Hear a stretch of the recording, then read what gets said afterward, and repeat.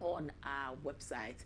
Today, it is an honor and pleasure to come your way with ABC in the morning. We promise you a very interactive show, a show where by the end of it, you would have become better for it, and you would have learned something out of the show today. So thank you for sticking and staying with us. And if you're on your way to work, we wish you a very safe journey to work. If you're already at work, we hope that the day is a great one for you, that you started on a very beautiful and happy note. We'll take a short break. When we come back, we'll start with Front Story.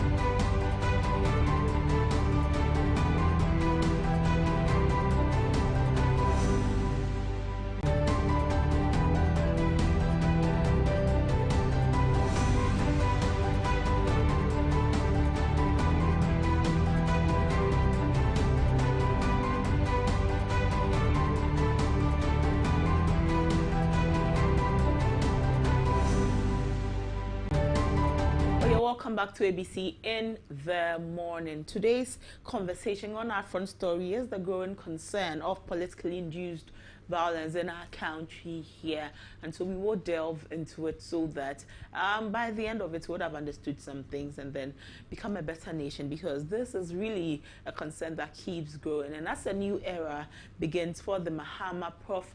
Nana Jane Opoku-Agyeman led administration, a wave of politically motivated disturbances has sparked alarm across Ghana, with the destruction of public property and disruption of government institutions taking center stage. These incidents highlight an unsettling pattern, raising concerns about questions about the nation's political stability and security apparatus. One incident that happened a few days ago, the statue of Ms. Tiwa Ado Dankwa, the executive director of EOCO, which was commissioned in her honor in October last year, was vandalized on the premises of EOCO. On January 7, 2025, unidentified individuals destroyed the bust there at EOCO, and security personnel on duty claimed they were outnumbered and overpowered, making it impossible to prevent the vandalism. The destruction has been widely condemned, with many calling for swift investigations to bring the perpetrators to justice. And in another alarming development, a group of young men, purportedly supporters of the National Democratic Congress, stormed the New Dwabing South Municipal Assembly in Koforidua yesterday morning, where after storming the place, they locked the offices of multiple government agencies, including the National Identification Authority, the National Organization, the National Service Secretariat there, and the National Health Insurance Authority there in New Dwabing. The group later extended their actions to the regional offices of these institutions, and though police intervention prevented any further disruptions. While no physical evidence violence was reported, the affected staff described the ordeal as deeply traumatizing. Armed officers, including members of the counter-terrorism unit, worked alongside the Koforidua Divisional Police Commander to diffuse tensions and restore order there in the municipality. These events echo similar occurrences in 2017, where politically affiliated individuals and assets were targeted during a government transition. The recurrence of such incidents underscores unresolved political tensions and the use of vigilante tactics to express dissatisfaction or exert power. Adding to the complexity is the presence of Burkina Faso's President Ibrahim Traore at the recent swearing-in of His Excellency John Dramani Mahama and the Vice President, Her Excellency Nana Jane Opoku Agyeman. There at the swearing-in, the President Traore came in his military regalia. He carried a weapon, and many say that this raises a concern as to why a head of state will meet another head of state carrying a military weapon. So this issue, for instance, is an issue we will get more information on from security consultants so that we can understand the dynamics behind someone overtly carrying a weapon to meet one head of state meeting another president overtly carrying a weapon, and whether it is something that should raise alarms. Also, we will speak about these recent disruptions here and there. Only yesterday, some irate youth stormed some other institutions, apart from Yoko and the others we have mentioned, to sack workers who were working because there is a change in government. We'll understand all of these things and look at the growing concern of politically induced violence in Ghana. We want to bring this thing to a closure so that it doesn't happen that every single time there is a change of government, these things happen.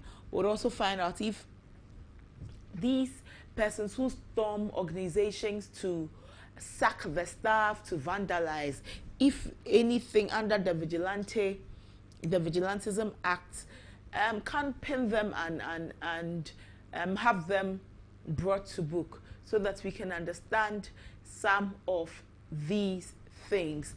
So Koforidua offices were besieged by and locked up. Offices were locked up by NDC supporters. You can see that on your screen. Some offices that have been locked up and nobody can work. The Asumdue Park, Kwaku Anyi-Doho posted on his X handle, or formerly Twitter handle, when he showed that someone had vandalized the plaque that explained whom Professor Fifi Atta-Mills is, the bust there at the Asumdue Park.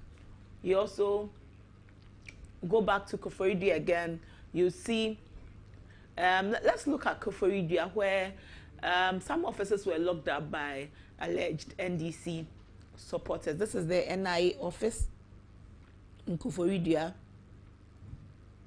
The NIA office in Koforidua, you see that officers have been locked up. And these are questions that keep coming up and up and up again.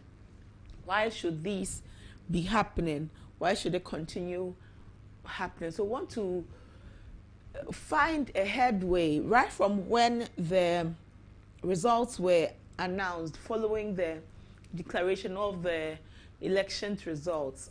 Some youth went about to various government offices, locking up the places, sacking workers from the offices because they say they are parties in power. Do they have the right to do some of these things? Isn't it time that these persons are brought to book so that we nip this in the bud, if only it's even in that budding stage? Because I believe it has moved beyond being in the budding stage. We've allowed this to fester for far too long. So let's go back to Twitter, see what Kwaku Anyi-Doho posted about this. He says, this just happened at Asumdue Park. My Bible tells me that in all things, not in some things, I should give thanks to God. I'm also singing it as well with my soul. To God be all the glory, and my prayer for God to continue blessing my beloved homeland Ghana. He continues, for those who have not seen the writing that was destroyed at the Asumdue Park, this is a clearer on which I took on 6th January 2025. Premonition, I give thanks to God and singing it as well with my soul. I shall grant no interviews beyond the post. I love Ghana. So the bust of His Excellency Fifi Atta Mills is actually still intact, but the plaque that is on the bust is what was destroyed. Why would anybody do this? This is a beloved former president. Why would someone destroy his bust? So many have raised concerns about the legitimacy of all of this, and why someone would just go and crack the plaque and not the bust. You also see at Iyoko, Mamitiwa Dodankwe's bust that was completely demolished. The question is that at an installation such as Iyoko, how will some people or some unscrupulous persons get the opportunity to enter Iyoko and then do this, where security say that they were outnumbered? So it raised concerns and questions about the tightness of the security situation there at Iyoko. If anybody can just enter, do what they want, and for security persons to say that they were outnumbered is one of the things that raised concerns there. So these are questions that are asked, then what can we do better as a nation so that these things don't continue? Regardless of the political divide you may be on, it is not a good thing for our nation that these things continue to fester. It won't be long, and then people are doing worse things than we are seeing. So we'll have conversations to understand these things, look at the security implications, and what we can do better. Well, Richard Kumador is a security consultant. Let's have some conversation with him. Good morning, Richard. Thank you for your time once again. Morning. Thank you. Richard, in recent days, we've seen the destruction of some busts, some statues at government institutions, and many people are raising concerns about our security in the country. What measures can our security apparatus adopt to prevent politically motivated vandalism and disruptions as we're seeing? No, get them arrested and prosecute them. It's as simple as that. At Iyoko, the security there said that the people who came to vandalize the bust of the executive director outnumbered the security. The executive director has no bust, so it's Yoko's bust, or? No, the bust of Mamitiwa. Has she got her own personal bust? No. When I say her bust, I don't mean it as her personal bust. The bust that was erected in her honor. Oh, okay. I thought you were talking about a vehicle bust. No, bust, the bust, the statue. Oh, no. Too much trouble. I think I understood that some people are asking for the statue of the president to be brought down at Takoradi. You remember that statue? Yes. That was erected at the hospital, Asia Kwanta Hospital? Right. Yes, so I think it's in that line. In the case of Asunjue Park, you remember the plaque and the things that were written on created some controversies some time ago. Mm-hmm. So I think people took notice of it. The park is not secure, so people took advantage of it. I don't know why. Why were they erecting a statue for executive director or chief executive of Iyoko inside there? Is that what they asked them to go and do? Well, barring that, if it's not even the right thing to do, should anybody just get the opportunity to enter Iyoko to pull down this? No, I think our governance structure is not right. No, some of the things we are doing are not right. On both sides, they are not right. On both sides, they are not right. Who even said there's a statue there? This is the first time I'm hearing for the first time that Tiwa has a statue at Iyoko. What work has she done in Iyoko that she has a statue? Jesus Christ. What about those who established the Iyoko? Does she know how Iyoko was established? Well, it was SFO, and some people established it to be Iyoko. And you are just sent there, and you have a statue there. Well, Richard, when the statue was made, was she aware of the statue? Richard, and she supervised it? She's Richard, as guilty as those who went in there to destroy the statue. And I think for me, it has always been simple for me. I don't know who is NDC, I don't know who is MPP, who is engaging in crime, but crime is a crime. So once you engage in crime, let the police arrest you and prosecute you. That's the only way it's going to. So that's where we want to dwell on this morning. As for who supervised the bust and what. No, it's not about where you want to dwell in, because you committed one crime and it has led to the other. And leadership needs to take responsibility. President Akufo-Addo and President Mills and President Mahama and Co did not erect statue at the Flagstaff House. Do they know who built the Flagstaff House? It was built by President Akufo. If all of them erected statue there, now the place will not be getting food. Richard, you are sent there to go and work as an officer of the land. Who dare you erect a statue of yourself? Richard, we don't want to sway from the It was that led to the people entering. And yet you put up your statue of yourself, you have no capacity to protect it. And you have created a lane way for some other people to walk in there and vandalize a statue and some other stuff. That is wrong. And I think the police need to arrest all of them and prosecute them. So the bust, it says you are on it. You know how many years people have worked for this country without a statue? Jesus Christ. So the bust was erected by the staff of IOCO to honor her in a garden. What work has she done? So that's why I say that we don't want to dwell on that. In the first place? We want to what work has she done at the IOCO there? Those who changed. So we want to go away. We are looking at the badge about themselves. Richard. No. Richard.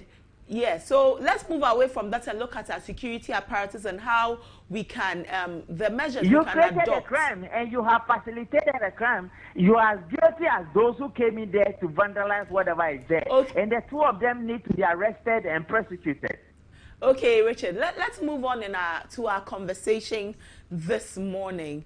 There's also the problem about vigilantism, political vigilantism here in our country.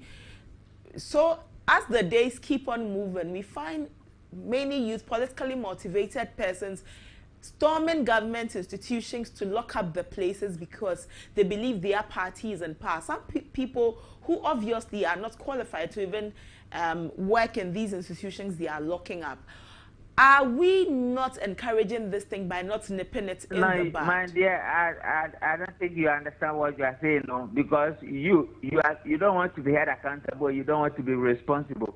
You are accusing somebody of doing something wrong, and yet when the leader who understands what the rules is doing something wrong, you don't want to talk about it. It is part of the craziness in this system. It is part of the lackadaisical attitude of us as Ghanaians, and this is what has led to many of the things we are talking about.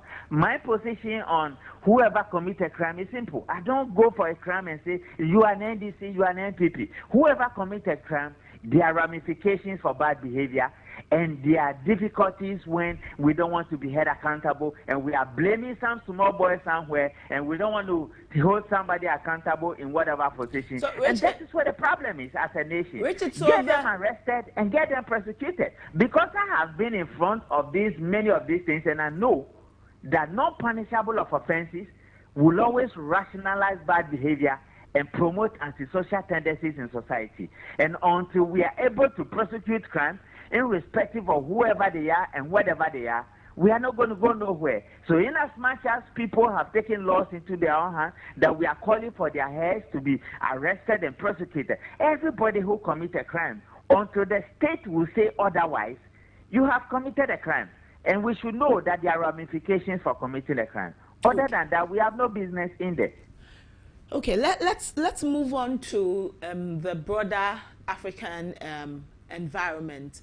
During the swearing-in of our President John Dramani Mahama, when the leader for Burkina Faso, Ibrahim Traoré, was mentioned, there was a very rousing response from the crowd gathered at the Independence Square. One thing that came up in all of the conversation is that it seems in the sub-region beginning to want to look favorably on military interventions in the region and even in some countries. So much so that many people at the slightest conversation or at the slightest problem are calling for military rule. Is there any emerging trend in our region here signaling a growing risk of military intervention in our civilian governance? No, there was a guy from Guinea was also here. He wore a white dress, and he married a white lady, and they were also up there. They are military people. The Mali people were also here. The Nigerian people were also here, and the Senegal young man was also here. The Cote d'Ivoire guy who changed the constitution, created a coup d'etat, was not able to come, but he sent a delegation. So it's not true that it's only Burkina Faso Traoré who was here. No, I didn't say he was the only one here. I'm saying that in terms of coup d'etat and in terms of military takeover, it is not true that he was the only one. Guinea came, Gabon came, Cote d'Ivoire came, and Niger came, and Mali came. The reason why he had the highest rowdy sound, whatever it is, to cheer him up, is not because he was the only guy who is leading the heads of state who came here. The godfather of the game himself, Paul Kagame, was here. And when you go to Rwanda, you don't want to come back to Ghana again. And these are people with military background. There was also another case that Traoré was allowed to hold a gun to visit President Mahama. Yesterday in his house or in his office, you saw the pictures again that he was allowed to hold a gun again, and he met President Mahama in his house. We will be coming there to the conversation about the gun. So it is all part of it, and that is what happened the other day. The reason why the small boy was getting whatever he was getting is because he has paid the debt of his country. You were speaking big grammar here, English grammar, white man's grammar, and here you were looting the state, and you were amassing wealth for yourself and using the state. That small boy was paying the debt. He's a fighter, he's a warrior, defending his people. We don't want to and dwell. He was paying the debt for his people. We don't want to dwell on that. Our question is about any emerging trends as a security. No, so you are asking why he was getting what he was getting. No, I'm telling you the reason. No, that. Otherwise, stop the interview. He was getting it because he paid the debt of his country. You guys are criminals here. You are looting the state, and you even left the state with 5 hours of fuel. The young boy didn't leave his country to be here with 5 hours of fuel. He paid the debt of his country. You were accumulating debt. And you were looting the state, speaking English. Who is going to rouse such a person Richard, when you have the life of Traoré in our country? And that is why the small boy was getting the kind of the welcoming he was getting. Okay, there are elderly people in this country who believe that that boy has done so well than the so-called democratic people we ever have. Yeah, so beyond beyond the applause, beyond the rousing welcome he received, we want to look at any growing risk of military intervention in civilian governance. No, and I was telling you, you were not listening. I said he wasn't the only one with the military background who came to this country. Richard, we don't want to dwell on just him. We are asking, as a security person like yourself, should we be worried about any emerging trends in this region? No, nobody should be worried about any emerging trends. What are you worried about? Let's look at when he met our president with a gun strapped to his hip. This is one incident that has raised a lot of questions in our space as Ghanaians. We have not seen this happen before. Many people have not seen this happen before, and we are asking, is it on international levels, on security levels, should we have seen that? A president meets another president overtly carrying a gun. Isn't it a cause for worry? No, I think you are sticking to a script in front of you. That is why you are not listening. Richard, you are not understanding what I'm saying. What I am saying is that with the question of a gun, all the guys you saw on the days, the Guinea guy, the Gabon guy, particularly the one in the white robe with a white lady behind him, they all have a gun. No, we want to understand the security around it. Is it? It is the same thing I'm saying, that you are not listening. I'm saying that. Richard, I think you are also not listening to me. No, Paul Kagame guys, the presidential guys who came, all of them who came, they wrap a gun. No, Richard, I think we are losing focus from the conversation. Yes, on 7th January, when the swearing in happened, we saw presidents go and greet our president. We didn't see anybody overtly carrying a gun or anything. So this is the first time something like this has happened. So we want to understand. I don't know why you call me this morning. I'm about to leave the phone because you are not allowing me to explain for your listeners. Richard, no. Richard, then that would not be fair to us. Okay, so I'm saying that all the people you saw there, all their bodyguards, they wrap a gun. He is the only one whose gun was made publicly seen. So that is the first point. Because everybody, all the ones in robe and long dresses, they wrap a gun around their waist. He, Charlie, has a gun publicly seen by everybody. So that's the first point. Now, in events such as the one we have at the Independence Square, there are two things.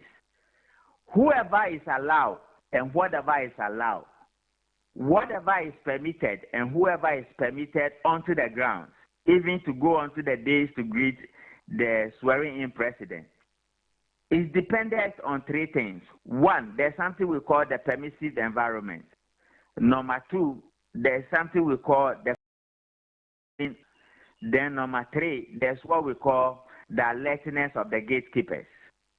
These three things is what allows and what permits anybody in whichever manner or whatever will happen there to happen. So in that regard, the organizers of the program knew that he's going to carry a gun publicly open, and they allowed it. They know that others are going to come there, cover their guns, and they allowed it. It means the permissive environment allows it. Then I made the point earlier that even though he carried a gun on the inauguration day itself on Tuesday, yesterday in the house or in the office of President Mahama, he was still dressing the same way. It means that the permissive environment allows him to do that, and they are okay with it. You raised the issue about internationally. Internationally, some people might not be seen carrying an open gun, but some people might be seen carrying an open gun, which means that the permissive environment, the controlling arena, and the gatekeepers within the area you are working in will determine what is allowed, what is permitted, who is allowed, who is permitted, and the manner they must appear. So, my dear, that is exactly what happened at the Independence Square. Okay. Richard, let's look at the forceful takeovers by some persons who are believed to be politically motivated of the state's institutions, moving people out of the offices saying that they are taken over. Shouldn't we be nipping this in the bud by now? It is a growing risk that could pose some stability risk to us as a nation. Non-punishable of offenses will always rationalize bad behavior and promote antisocial tendencies in society. It started from the year 2000. We gloss over it. We hail them that they are protecting state property, and the outgoing government, they are criminals and they are thieves. It ran down to 2008, ran down to 2016. 2016 was one of the worst. Today, they are reprisal attacks. Whatever you see happening, people want to lie about it again. These are reprisal attacks. The NPP did it to the NDC. The NDC guys want to do it. For me, I have a simple understanding. Crime is a crime. Get these guys arrested and prosecute them. Once you do that, you set the table straight. I have people who say to my face that the police are afraid of the politicians because they will sack them, they will transfer them. You have also creating the premises where law enforcement officers are afraid of people with political background, because as a people, we are so lying. We have become liars in such a way that we don't speak the truth. And to the extent that we don't speak the truth, we are hiding behind, pushing these guys to go and do whatever they are doing in the form of a reprisal attack. And we want to hide and not to even come forward and say that we know something about it. It still goes back to the point I was making earlier. get them arrested, and prosecute them publicly. And that solves the problem. Other than that, you are rationalizing the bad behavior and you are promoting antisocial tendencies in society. Well, the NDC's Deputy General Secretary has defended these actions, and he says that they are only, he says that the supporters are protecting state properties. How will a political party say that? However, CLOSAG and Organized Labour have condemned these actions. Let's take a look at it, and then I'll come back and ask you my final question. Because I cannot go to work when my properties have been thrown out and I don't know where I'm going to lay my head. I don't expect it to work. So we are appealing to the IG and the security agencies. Please call them to order. There's law and order in this country. You cannot just do this. This is the first time some of us are experiencing something like this. It's never been like this. They are thugs. They are thieves. And we must be brought to book. And it's the responsibility of the police to protect them. Right. That's the thing. That's their responsibility. But there's something wrong. But this thing has been going on since Friday night. By this time, they should have cordoned off these areas, giving them police protection. But so far, nothing has been done. CLOSAG, we left with no other option than to advise ourselves accordingly. So all those who are encumbering civil service positions that the council has not advised on their appointment, they should advise themselves. We are going to come after them. We are going to weed them out because they are the cause of this problem. Because the public is seeing them mingling with civil servants and criminal civil service positions. So they see all of us as one. And this is the results. So now we are going to weed them out. We are going to weed them out. If you know that your appointment is by politics. Also, some of these